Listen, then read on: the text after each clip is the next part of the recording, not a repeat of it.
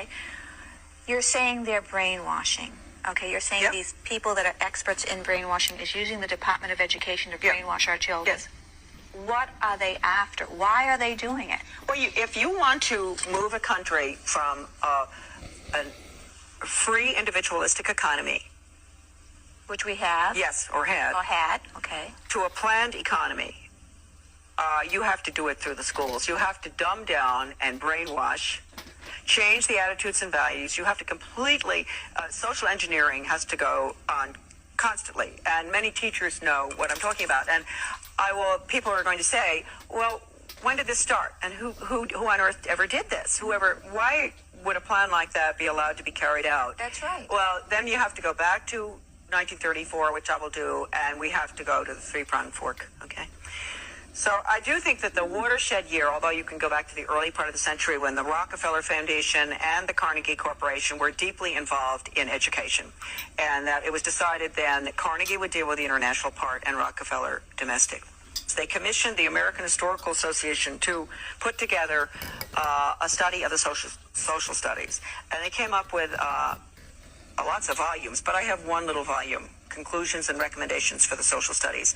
And basically that little one is an original book. I wish I'd brought it with me. Too bad. But I don't even dare let it out of the house. It's so important. It called for changing the United States through the schools from a free individualistic economy to a socialist, collectivized, planned economy in the New World Order. It says that in the book. Yes. And that book was written when? In 1934. By who? It was the Carnegie Corporation paid for it. The American Historical Association put it together. And Can people get that book in the library? no.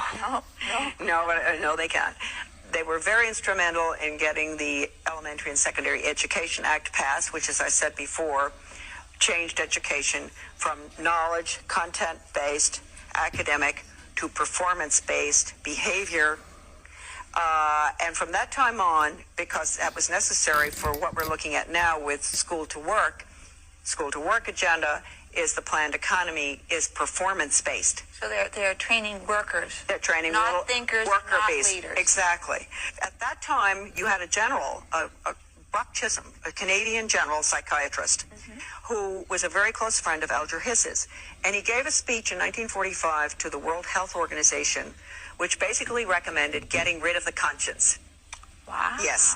And he said we would do it through the schools. We would retrain the teachers to be little psychiatrists. He said it is an international system they're looking at. They're going to change the behavior of the children. They're going to change the teachers' training. They're going to do everything. He told them everything. And they didn't believe him? No, they just, well, you know what goes on. Okay.